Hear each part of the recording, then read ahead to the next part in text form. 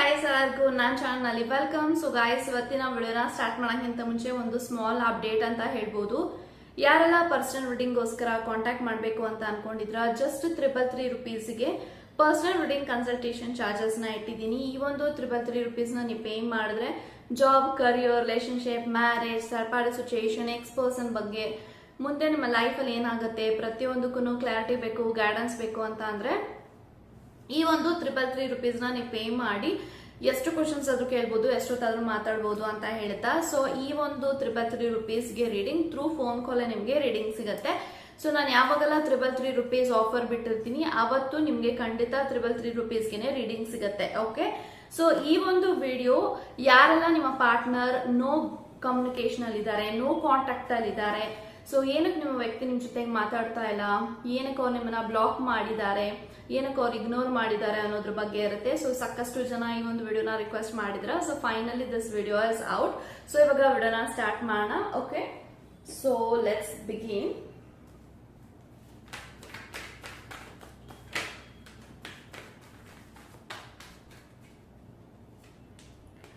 Eight of swords ಇದೆ, 9 of swords, Wheel of Fortune, 8 of Cups, Judgment, Page of Pentacles and bottom of the card Ace of Swords ಇದೆ.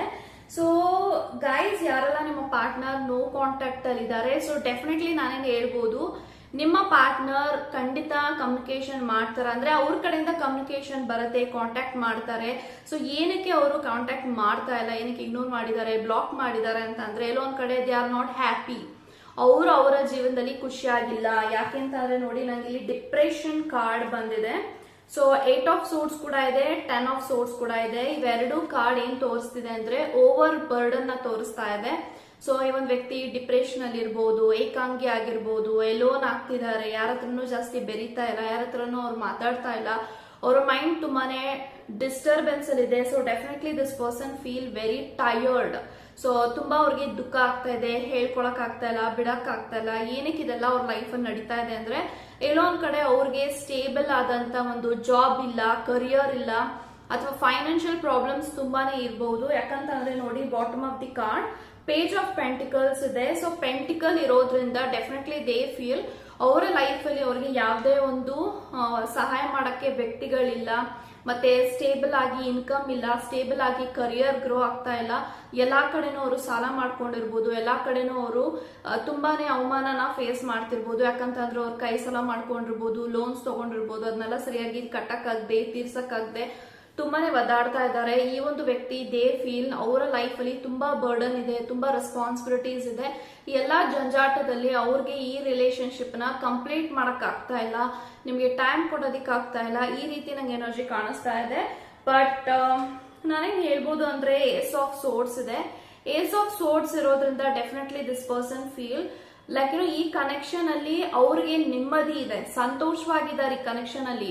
But ಅವರು ಅವರ life ಅಲ್ಲಿ ಸಂತೋಷವಾಗಿಲ್ಲ. So ಹಾಗಾಗಿ ನಿಮ್ಮ ಜೊತೆಗೆ contact ಅಲ್ಲಿ ಇದ್ರೆ ನಿಮ್ಗೂ ಕೂಡ ಆ ಒಂದು ಏನು ಅಂದ್ರೆ ಅವರು ಬೇಜಾರಲ್ಲಿದ್ದಾಗ ನಿಮ್ ಜೊತೆಗೆ ಅವ್ರು ಮಾತಾಡಕ್ಕಾಗಲ್ಲ, ನಿಮ್ಗೆ ಟೈಮ್ ಕೊಡಕ್ಕಾಗಲ್ಲ.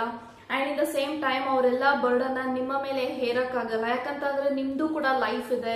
ಸೊ ರಿಲೇಶನ್ಶಿಪ್ ಅಂತ ಬಿಟ್ಟು ನಿಮ್ಗೂ ಕೂಡ ಮನೆಯಲ್ಲಿ ನಂಬ್ಕೊಂಡಿರೋಂತ ವ್ಯಕ್ತಿಗಳು ಇರ್ತಾರೆ. ಆ ಒಂದು ವ್ಯಕ್ತಿಗೆ ನೀವು ಹೆಲ್ಪ್ ಮಾಡ್ಬೇಕು. ಸೊ ಎಲ್ಲ ನನಗೆ ಹೆಲ್ಪ್ ಮಾಡಿದ್ರೆ ಈ ಒಂದು ವ್ಯಕ್ತಿ ಜೀವನ ನೋಡ್ಕೊಳ್ಳೋದು ಹೆಂಗೆ, ಈ ರೀತಿಯಲ್ಲಿ ಅವ್ರು ಯೋಚನೆ ಮಾಡಿ ಒಂದು ವ್ಯಕ್ತಿ ನಿಮ್ಮನ್ನ ಬ್ಲಾಕ್ ಮಾಡಿದ್ದಾರೆ ಅಂತ ಕಾಣಿಸ್ತಾ ಇದೆ. ಬಟ್ ಈ ಒಂದು ವ್ಯಕ್ತಿ ಸ್ಟ್ರಾಂಗ್ ಆಗಿದ್ದಾರೆ, ಮೆಂಟಾಲಿಟಿ ಸ್ಟ್ರಾಂಗ್ ಆಗಿದೆ, ಫಿಸಿಕಲಿ ಅವ್ರು ಸ್ಟ್ರಾಂಗ್ ಇದ್ದಾರೆ. ಅವ್ರಿಗೆ ಇದರಿಂದ ಹೇಗೆ ಬರಕ್ ಆಗ್ತಿಲ್ಲ ಅನ್ನೋದು ಕೈ ಕಟ್ಟಿದೆ ಇವಾಗ.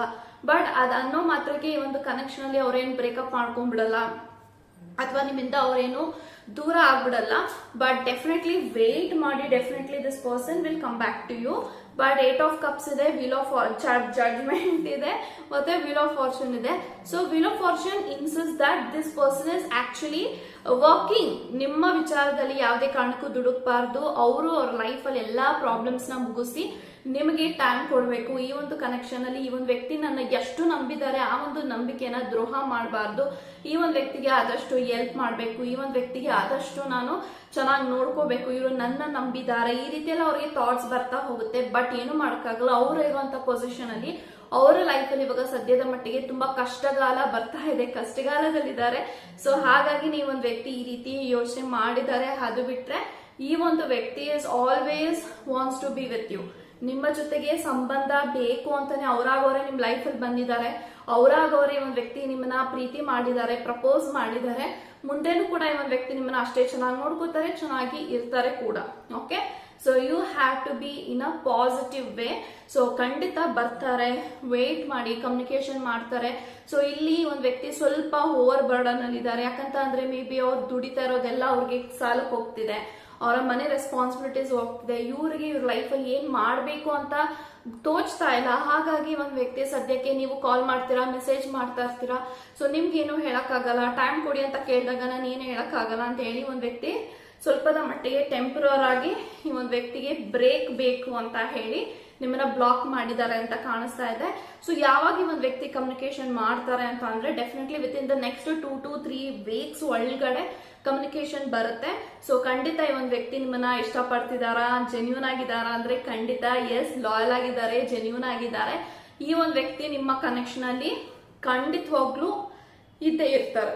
This person doesn't wants to be ಅಂದ್ರೆ ದೂರ ಹೋಗ್ಬಿಡ್ಬೇಕನ್ನೋ ಯಾವುದೇ ಇಂಟೆನ್ಷನ್ ಇಲ್ಲ.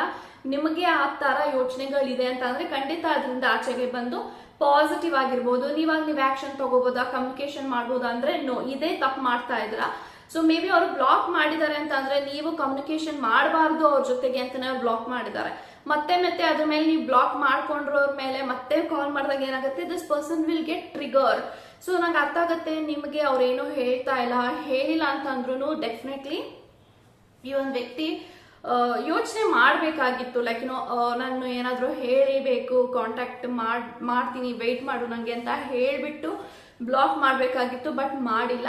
ಬಟ್ ಖಂಡಿತ ಆ ಒಂದು ವ್ಯಕ್ತಿ ನಿಮ್ ಜೊತೆಗೆ ಡೈರೆಕ್ಟ್ ಆಗಿ ಬಂದು ಮೀಟ್ ಮಾಡಿ this person will always wants to be with you, ನಿಮ್ ಜೊತೆಗೆ ಇರಬೇಕು ಅಂತ ಮ್ಯಾನಿಫೆಸ್ಟ್ ಮಾಡಿ ನಿಮ್ಮನ್ನ ಪಡ್ಕೊಂಡಿದ್ದಾರೆ.